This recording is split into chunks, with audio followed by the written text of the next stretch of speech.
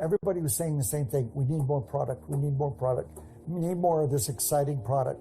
And I started seeing stuff that I didn't agree with. We introduce it to the trade loves it, and as soon as the trade loves it and they start buying space, well, we got to dump a bunch of products in that space. So we were frantically designing vehicles and accessories for He-Man and his crew. Between 82 and 87, He-Man represented roughly 95% of all the growth in the toy division. It was phenomenal. And through the 86, 87 period, it was bigger than Barbie. I kept doing my best through Man-E-Faces, Ram Man. That's when I started realizing the company was dumbing it down. And they were making it silly. And He-Man was never meant to be silly. Everyone thought, this is ridiculous. It's never going to be a hit, because it was so different as a toy line to anything else. So no one paid any attention, but once it was a success, everyone came in and started giving their input. And I finally said, you know what? I don't need this. I can't watch them turn this into another Barbie product. And and I left to go to another company, and they did. Those are big shoes to fill. When I was told about filling it for Mark Taylor, I said, what? But yeah, I didn't transition into Mark's shoes right away. I think when I got there, he had just left to go to Playmates to do Turtles. They did a Hot Wheels car with a spring-loaded side panel, and when you crashed it, it flipped over, and now it looks like it's wrecked. And I said, well, we could do that. So we stole that and put it in He-Man's chest. So when you hit his chest, Skeletor and He-Man, you would get battle damage. I think that's why we call it battle damage He-Man and battle damage Skeletor. That was the very first one I remember working on.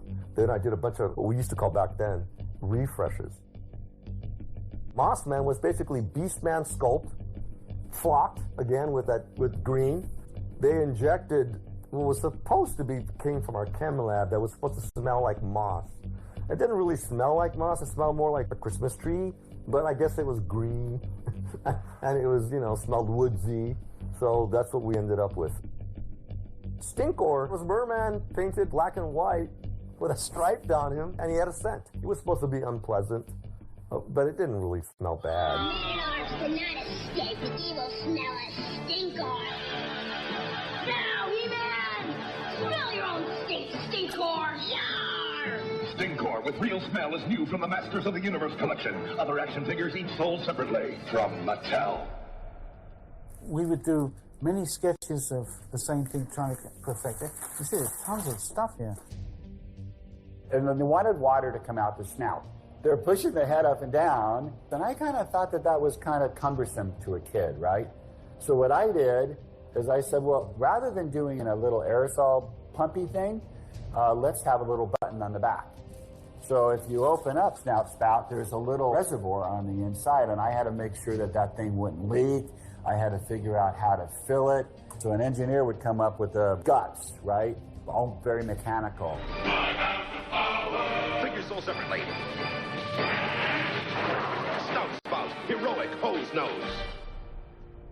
And what hurts a lot of brands is going way up, maybe too high, leaving a lot of products sitting on the shelves, and then getting less support going. I mean, that's the cycle of even the hit brands. It grew so quickly, and we made so many figures and accessories and toys that we kind of killed it.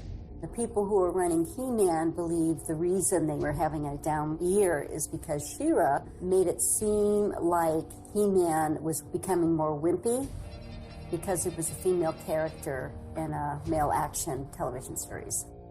We also short-shipped all the retailers because we couldn't make He-Man fast enough. So when Toys R Us ordered 100, we shipped them 70. There was a forecast of the number that we had to hit at the end of whatever year. It was by the time we introduced the dinosaurs. And a high-level executive decided to ship He-Man. Let's ship the He-Man characters, because we got open orders. Shipped it in December, went on the books, still didn't make our numbers. Goes on the retail shelf in January when sales suck anyway. And it's all the old characters we already sold 150,000 through. So I had to put together a plan to go out, take all those characters off the shelf and replace them with new characters. We were approached by a number of studios who wanted to do something, who felt that maybe we needed something new, some impetus to push us further. Because, you know, we came out in 82, 87, it was starting to slow down.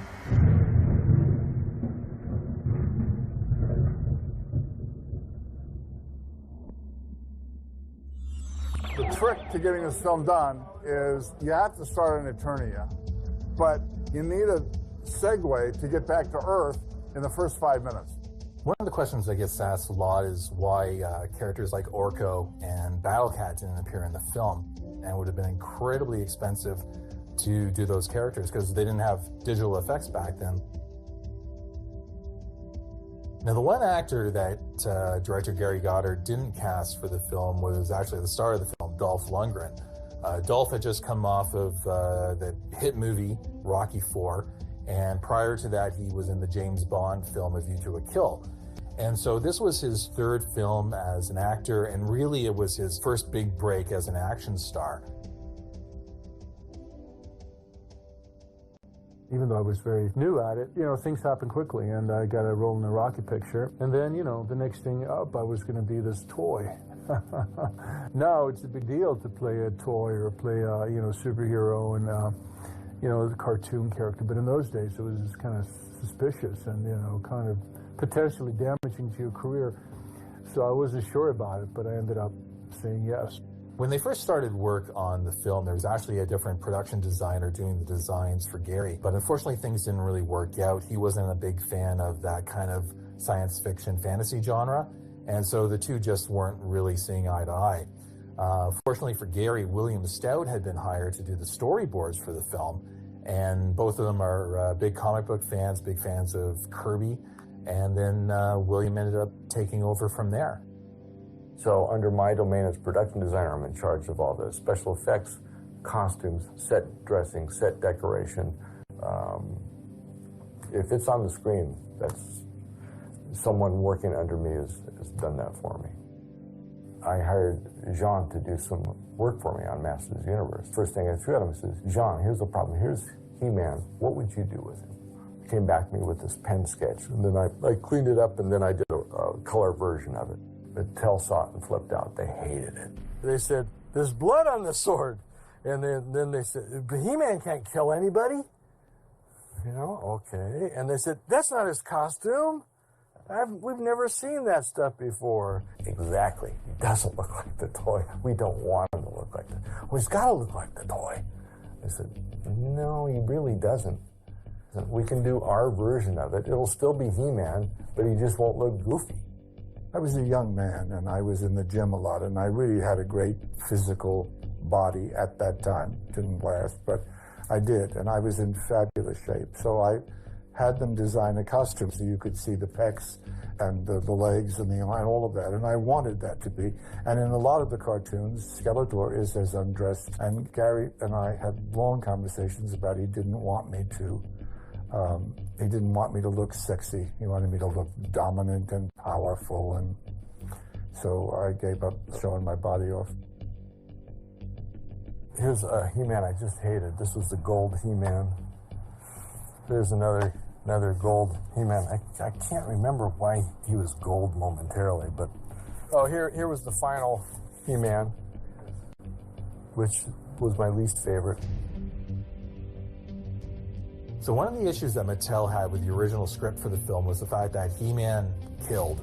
Skeletor had a lot of demon-like creatures and stuff, and He-Man was striking them down with his sword. And they're like, no, He-Man can't do that, He-Man can't kill. So the director said, well, this is an action film, you know, there's got to be action on screen, there's got to be a little bit of violence. And they said, nope, he can't kill. Our movie, we were playing to little kids, so, you know, once you kill somebody with an 8-foot sword, I mean, it's not a nice picture, you know, and you want to show some of that in the movie, but we couldn't show much of it. So I think that was something that I knew was going to perhaps be a bit of a weakness in the picture. That was one of the first transformative roles I took on. I was in my 40s and relatively still a leading man. And I so loved being disguised. The studio said, why are we going to spend this much money on a famous actor when he's just going to be wearing a skull mask in all of his scenes? You know, we can hire a bodybuilder and just put a skull mask on. And Gary said, no, it has to be Frank. I need an actor who will be believable behind the mask. Then Gary and I began a wonderful collaboration on Skeletor's words. It became very important to me that I not say silly, foolish things, that I find inspiration in some of the great writers. So we went to Joseph Campbell, you know, The Hero with 1,000 Faces. That's where the line, tell me about the loneliness of good, He-Man. Is it equal to the loneliness of evil? Most of those. And then I had a tendency in this character to improvise. So my minute minion came to me when I was sitting on that big throne. I mean, I saw the movie finished with Langella's dialogue, and he's a great actor, right? And even though his mouth was tied up with prosthetics, you still got a great performance out of it. Alpha and the Omega, death and rebirth, and as you die, so will I be reborn. How do you design a bony face that's also flexible enough to show expression and doesn't inhibit the actor from speaking as well? And so I went through a number of designs before I got one that I liked and that worked with Langella. I think this was drawn over a photograph of Frank Langella. That was days, weeks, finding Skeletor. I mean, the amount of stuff we put on my face over and over and over again. We must have had 20 different kinds of prosthetics till we found how much to do and how much not to do. I was looking for the skeleton that we had to pay homage to, and my eyes being there because they're so important. This particular kind of villain, they all want to conquer the world. They all want to be, you know, as Skeletor does that thing about now I am master of the universe. I really worked hard to try to find an original way to be that sort of cliche, which is I want to rule the world, and you big hunk of He-Man, I'm going to get you. During the Masters era, which was photochemical, and we had no digital capability other than motion control for the camera. And so each operation that are involved in this line of steps that you have to go through to get to the final thing involves art. They're going to move on it, and then we're going to come to this figure here, and the Masters of the Universe was going to come in from above. When this gets done, it's not like storyboarding, so it's a little different. They actually shoot the drawing, the painting that I did. Your best matte painter is much more an impressionist than a photorealist. Keeping in mind that matte paintings is a temporal situation. You're only going to be able to see it for 3 seconds. And the capture of Grayskull is evermost in their minds. For to those that control Grayskull will come the power. So this is a pen and ink version of Castle Grayskull, and you can see the mixture of classic architecture, but with also high-tech elements as well. Okay, here's a different version of Castle Grayskull. What I like about this is I like the flickering lights, but also the mistiness. So this is sort of rising out, but also disappearing. Then here's another Grayskull pass. Originally, we had all the major characters of Masters of the Universe in the film, including She-Ra. And She-Ra eventually got cut from the film, even though I'd already designed the costume and everything. William Stout had storyboarded a couple of scenes of She-Ra where she's inside the Grayskull throne room fighting off Skeletor's troops and whatnot with He-Man. Her toy line had just come out, and they thought, you know, we should have a female character in there, too, that the girls will like. But they already had a strong female character in the film, and that was Teela. So this is all the bad guys shown for height comparison. Mattel had about a little over 50, 60 Masters of the Universe characters, and they basically wanted them all in the film. And so what he told them was, why don't we take some of the most popular characters from the toy line, the cartoon, like He-Man, Man-at-Arms, Teela, Evelyn, Skeletor, and Beastman, and then create a few new characters that we can make new toys of. Well, right away, Mattel loved that because, hey, if we can make new toys to sell, then you're doing our job for us. We talk in mid-'80s here, and there was very little CGI. Basically, all the makeup was latex pieces that were glued on, and the guy who played Beastman, he would faint like every other day because of heat stroke, you know. So they'd have to pull him out of the costume, and he's this big guy, you know. Some of the other people had all those latex things glued to them for 3-4 hours before work. This is the very first pass I took at the Beastman. Slightly influenced by sort of apish and wolfish kind of things, and then here's definitely wolf influence here. Again, here is I put a patch over his eye and then replaced a quarter of his brain with a high-tech equivalent. Here's a really early pass on Saurod. I did a lot of different versions of Saurod. A later pass at Saurod, he's starting to look a little more human. Another Saurod take. This is starting to get closer to what we built. These are all proposed Saurod helmets. He's like the most interesting of the villains. Why did we kill him first? We should have killed Karg or somebody else first so we could keep him around. He's so fun to watch. Well, actually, I was playing Blade, and then Walter Scott was the stunt coordinator. Walter called me in, and he basically said, you trained Dolph, you know more about swords than I do. We trained for about a month, and Dolph, very quickly saw that I was there to help him look great. And, boy, thank goodness Dolph, was as strong and physically capable as he is. He's a tremendous athlete. Because he had, the sword was not easy. Dolph's sword, which was easily 2 fingers wider and probably this much longer.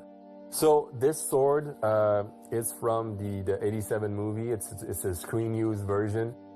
Dolph was the guy to carry that sword, definitely, because it's very heavy. I went back and rewatched Captain Blood and Seahawk and all that stuff because I thought we're going to have lots of sword fighting. I pulled out all kinds of stuff. They had the opportunity to go over things, under things, behind things, around things. It made it for a much more interesting fight than if they were just fighting on the floor with each other.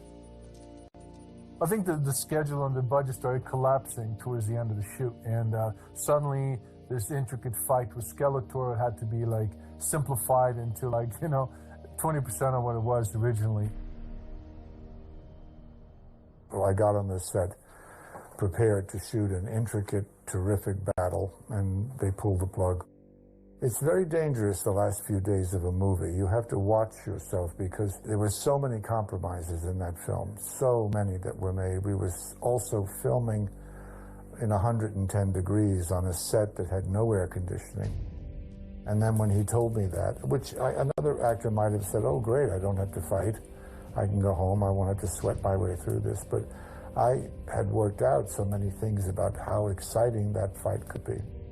And it was truncated down to a few hours. From my memory forever! Yes! Let this be our final battle! He liked what I was doing. He said, I'm going to have you double Skeletor. So I had the power staff, and, he had his He-Man sword.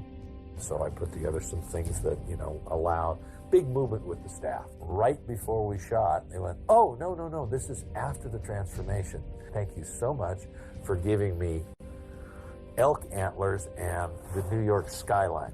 It was made worse by the fact that in what I was in, I couldn't see anything below this, so my peripheral vision was terrible. And then they were using a smoke that coated the whole floor with this thin film of oil. So it was slippery as all get out. I couldn't really see, and Dolph's coming at me with Buick Slayer, and I'm going, oh boy. I remember now, I was in Cannes, 1986. I was there with Menachem Golan, and he was in there, and he was announcing Masters of the Universe. Yes, he will be as big as Stallone, bigger than Stallone. But I was kind of embarrassed, but the Cannon people, of course, were, interesting, and Gary was fighting a battle there to try to save the picture. I guess Gary, not only managed to direct the picture, not only managed to get the picture made and finished, but he also managed to keep any of that anxiety, you know, from the cast, so it didn't get in the way of the performances. He carried that on his shoulders, and, you know, I tip my hat to him for that. Goddard created this really cool universe, and there's something about the picture, actually, you know, when I see it, that occasionally, you know, I catch it, that it is charming. It has like a charm to it, because it is in camera, everything is kind of in camera, and the props are real, and it's not as slick as some of the movies now, and it gives it a certain charm, I think. It's one of my favorite roles, remains so, and always will be so, for the sheer bravura of it. I like bravura acting. The older I get simpler and simpler. But remember, this is 30 years ago. I loved the role because I felt as long as I stayed tasteful within his majesty and size, I could go to the moon with him. And I tried to go to the moon with him all the time. Each day I found myself more and more liberated to do that sort of thing. That version, I would say, skewed closer also to a sense of Dark Crystal or Labyrinth or all this sort of spirit in the way that it was scary.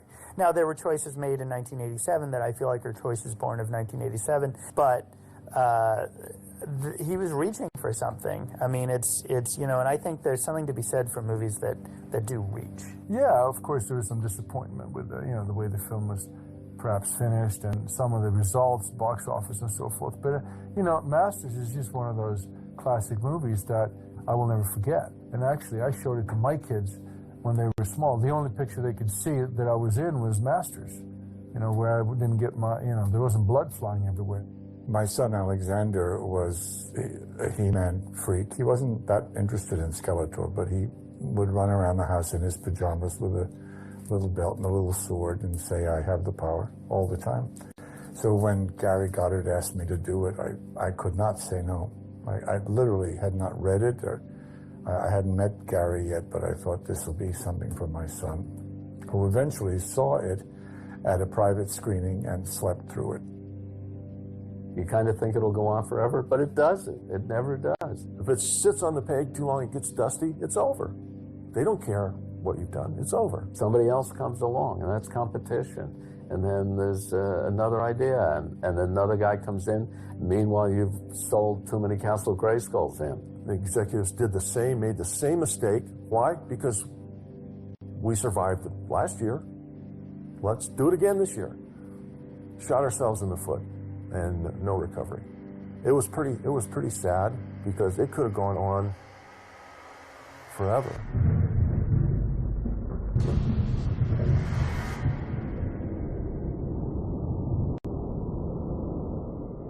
For a while, He-Man's like, the toy line of He-Man has ended as well. It becomes like a bit of a wasteland. It's like, what's happening next?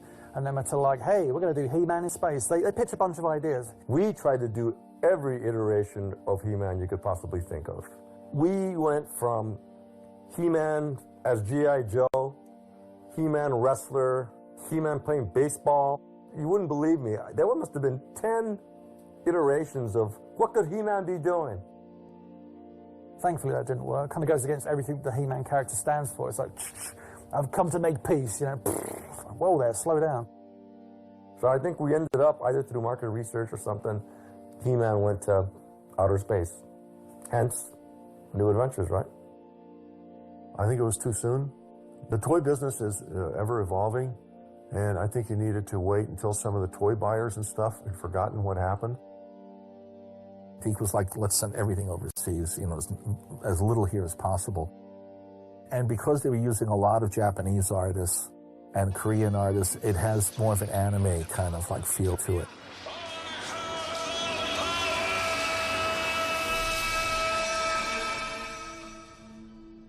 I remember Jill, she took a trip to Asente in Japan.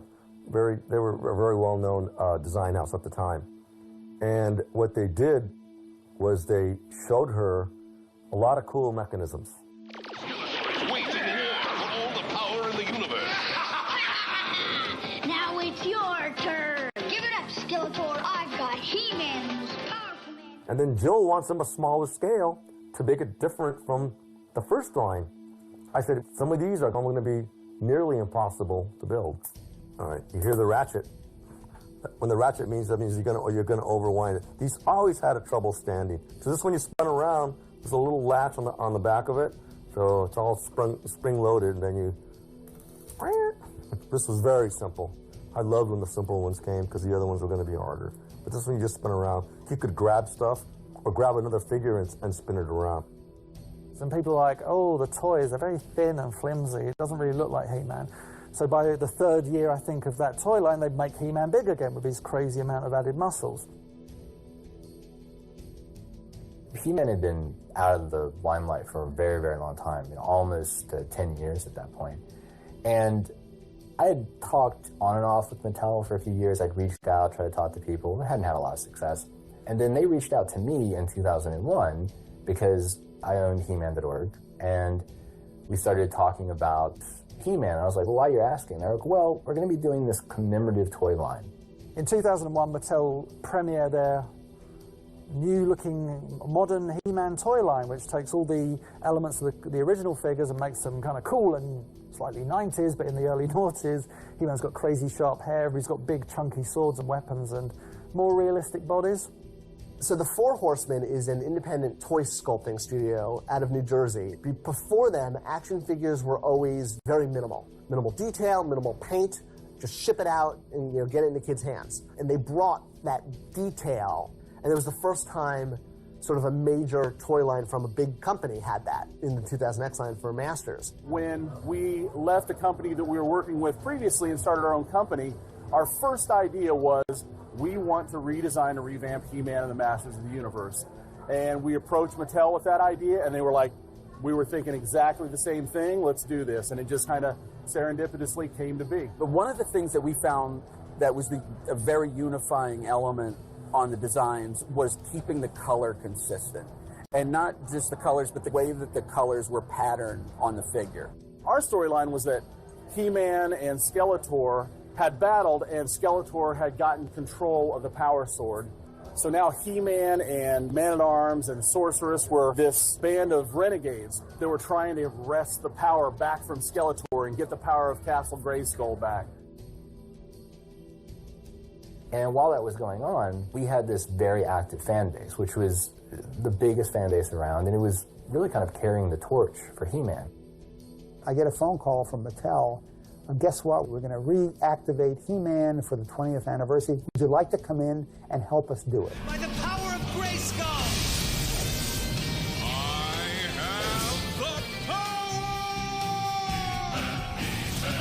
have the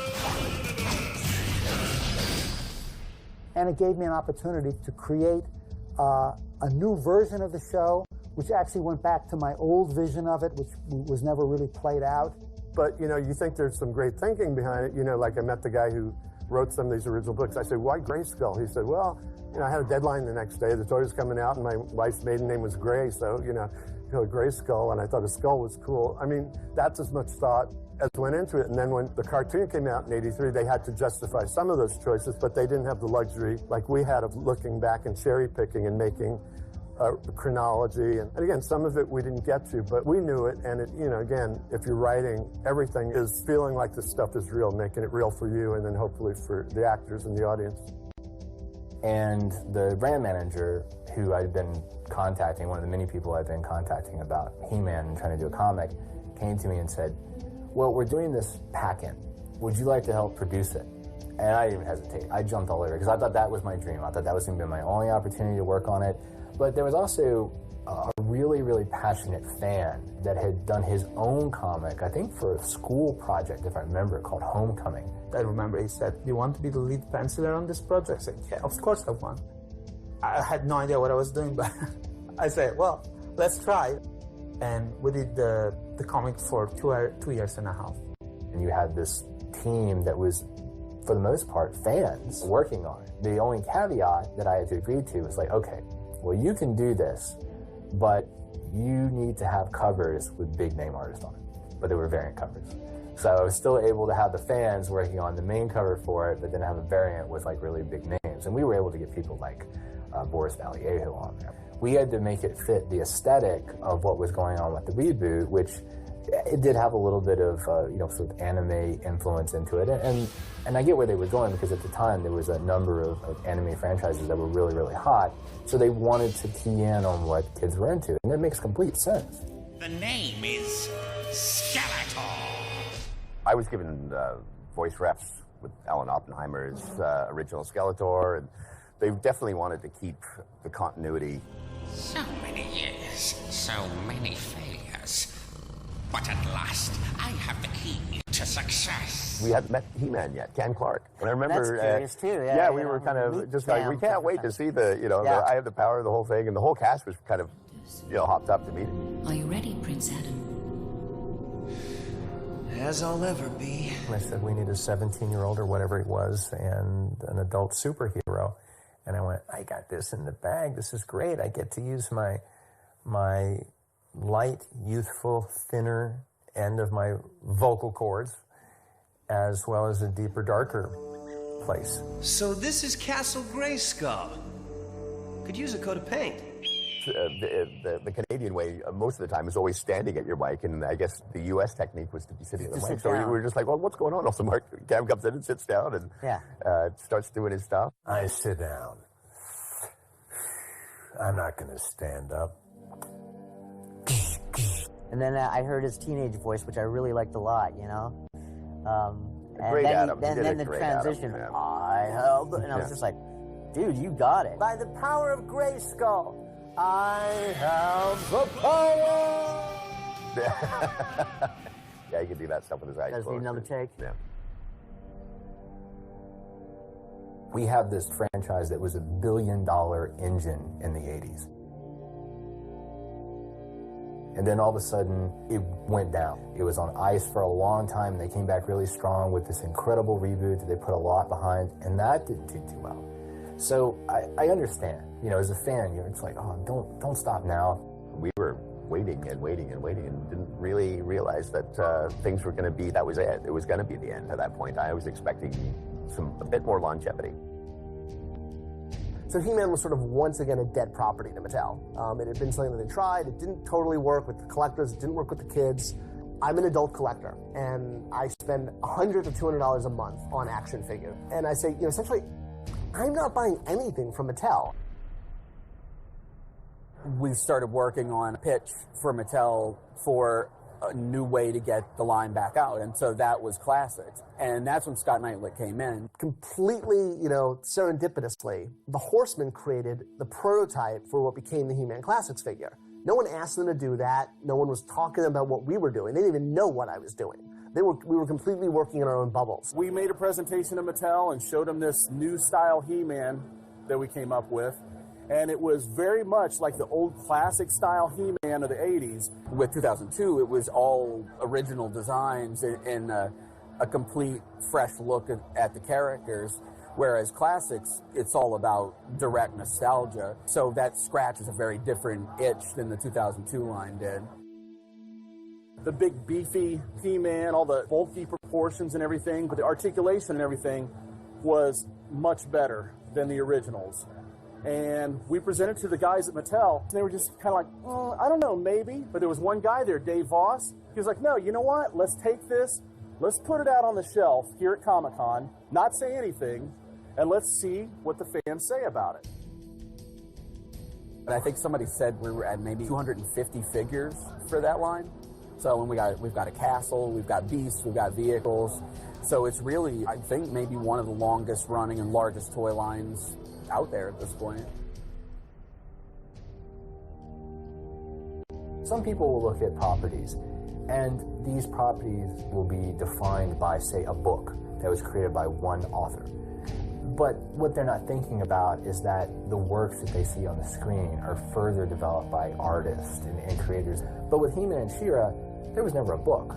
This was something that was cooked up by an entire company of people. People like Roger Sweet, who created the name He-Man, Mark Taylor, who came up with some of the original designs for He-Man, the original B-sheets that we know as the core characters, Ted Mayer, who came up with these amazing vehicles that put together sorcery and science and old school tech, Mark Ellis and Paul Cleveland, who sold us the story. who put it together, who gave it a voice, who gave it names. You have the people that worked at Filmation that created relationships between these characters and defined them further as what people know them today. The creation that we have for He-Man and She-Ra exists because so many amazing people contributed their strengths to it. The key to discovering the impact of He-Man is remembering to put it into context. The idea of being transformed into your own inner true self with power, with agency over yourself and your life is very attractive. If you're a child, you feel weak, you're a little 8-year-old or 9-year-old or 10-year-old, I can be something bigger, and I can not only defeat someone with my muscle, but I can defeat somebody with my wisdom and my wit, which is what He-Man was all about. That was the goal that I was trying to achieve in the whole series. By the power of Grayskull, I have the power. That was the moment, because any kid, no matter who you are, could instantly become He-Man. I remember all the kids just being so into He-Man, and I think that built up, like, even like the days before the internet, it was like a weird small little community of kids that, religiously watched the cartoon and played with the figures. Humans have a hunger for heroes. It's a way, it's an idealized way of dealing with the real world. We need something new to come along for kids while we can still have the things that we love done in a niche style for us old, aging people that still love it. There's no reason to give up what you love for something new. They can all coexist. Because if we don't, unfortunately, He-Man and She-Ra are going to die. They're going to go away. And there's something really sad about that, because I think we, as fans my age growing up, realize that there's something special about it. I mean, maybe it's just nostalgia. Maybe we're looking at it with rose-colored glasses. Maybe we're being selfish. But there's things in here that help define who we are. And I think we know that these elements, if they carry over to something new, might help define a new generation and connect with them at a meaningful level that it did with us.